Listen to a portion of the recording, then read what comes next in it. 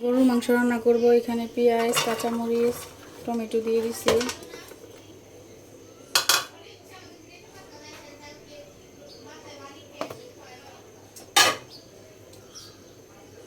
মাংস দিয়ে দিলাম। এখানে পেঁপে, কাঁঠাল বিচি আছে। আদা, রসুন, তেজপাতা দিয়ে দিলাম। হালকা পরিমাণে লবণ।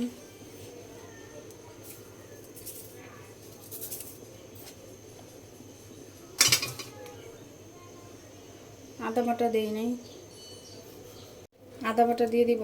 বিসমিল্লাহ।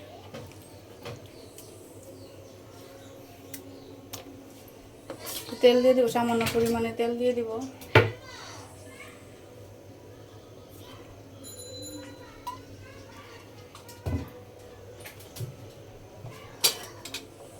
একটু ধনিয়ার গুঁড়া দিয়ে দিব।